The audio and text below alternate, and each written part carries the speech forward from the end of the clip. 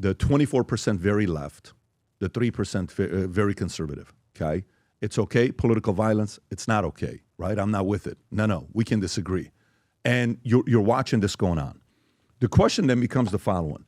Why Charlie Kirk, okay? And who are other Charlie Kirks that we have today?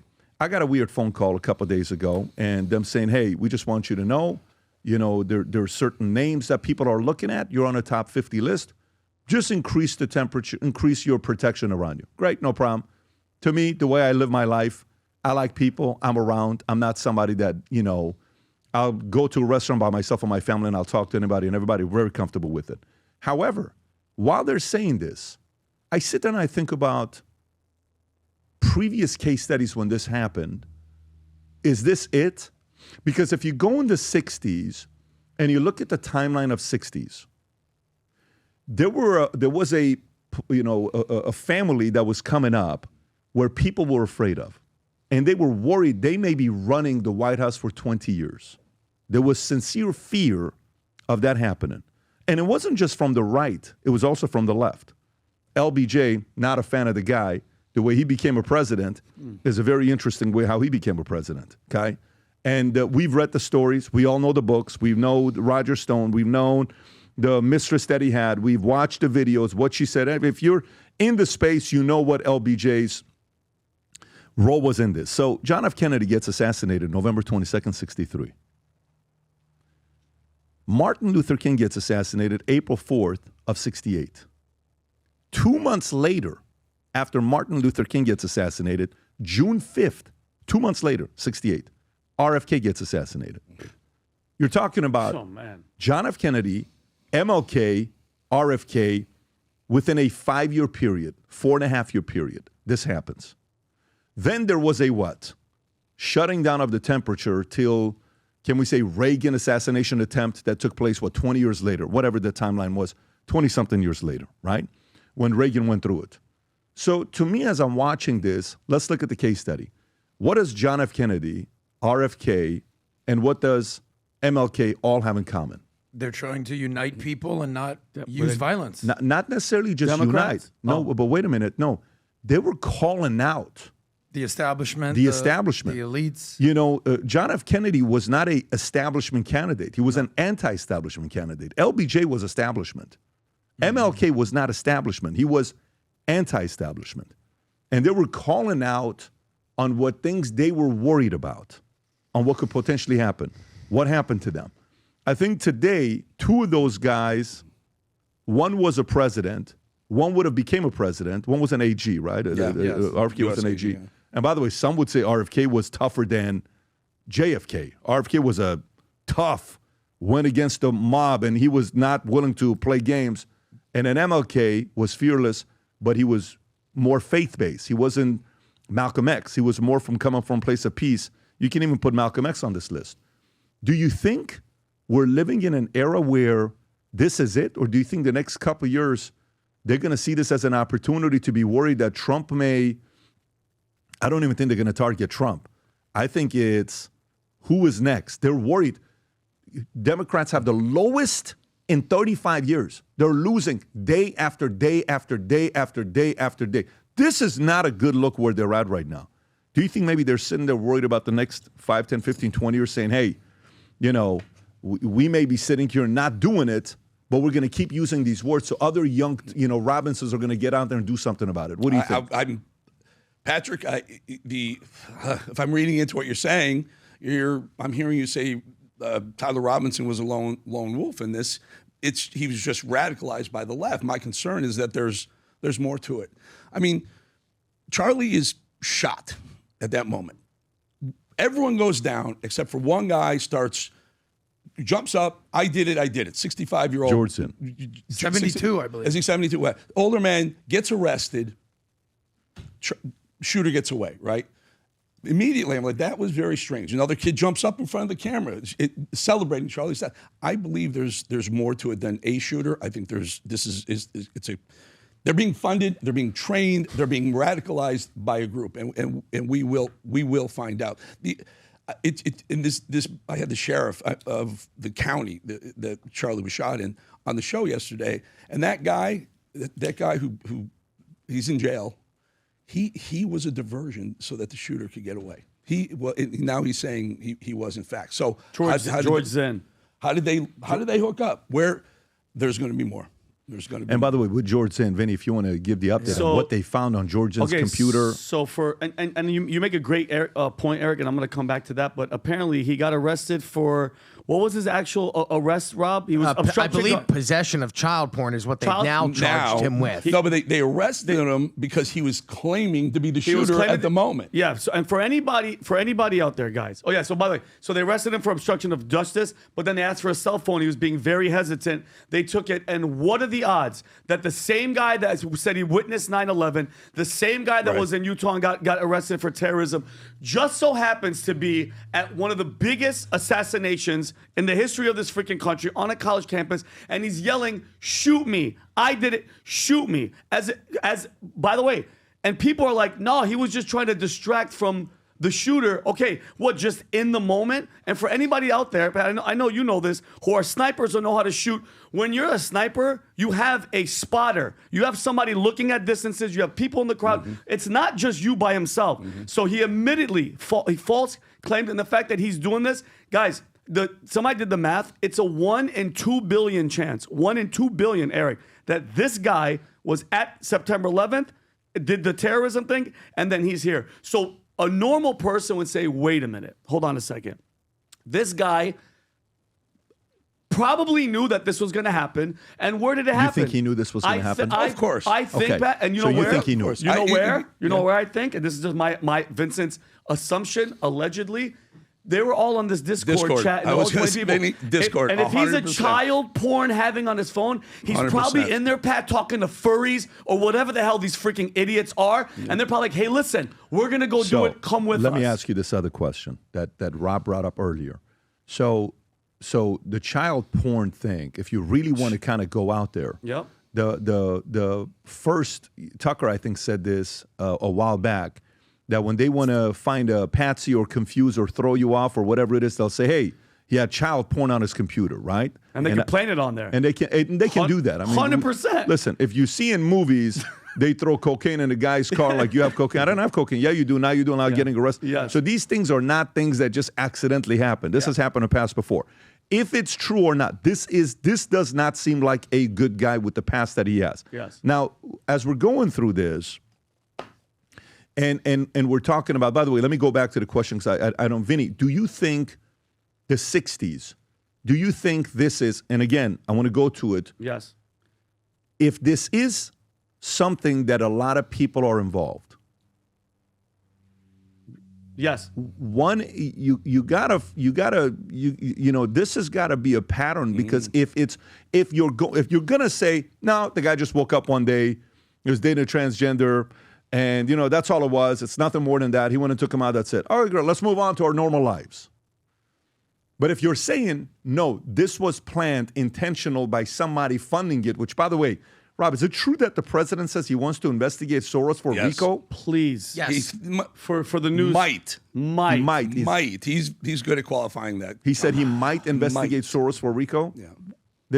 And he said that in a video. Is that a tweet or is that a video? I think he said it on tape. Fox I think News, someone asked him. Yeah. Right here. Fox and Friends. This was Friday, right after let me hear this. Look at that face. I had one the other night. I went into a restaurant, and this woman stood up. I looked at her immediately. She had money. She wasn't serious. They get paid for it. They're professional from Soros and other people. And we're going to look into Soros because I think it's a RICO case against him and other people.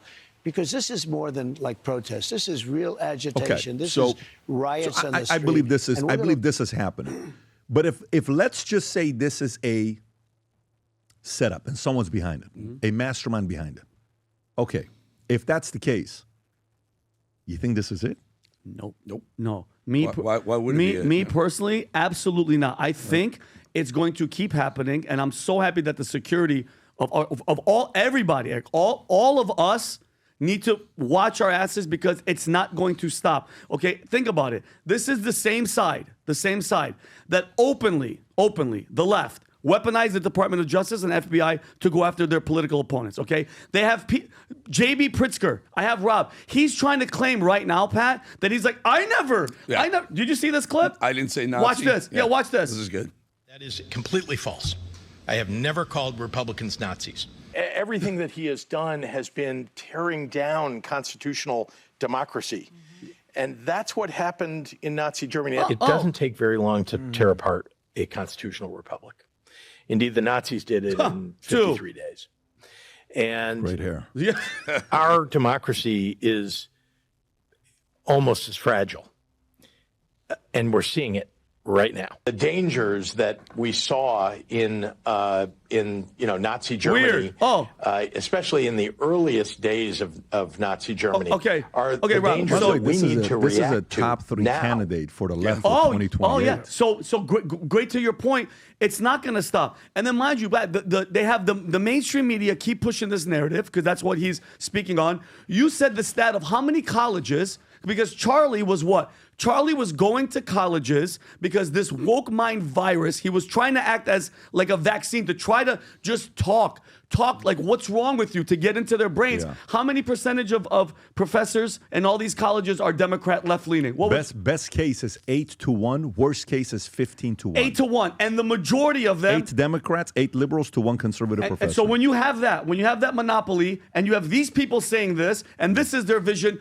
Why would it stop? Why would anybody slow down? Because, Pat, they think they're virtuous. They think, okay, well, this is a Nazi. Yeah. This is a fascist. If I kill him, I'm going to be the freaking savior of our movement. And that's what's happening in here, Pat. And it's not going to change. They're going to keep going. They're looking for windows of opportunity. This Tyler guy is just one instant. There's thousands and thousands, maybe millions of these freaking brainwashed psychos out there, period. May I throw in here 100% right, Vin?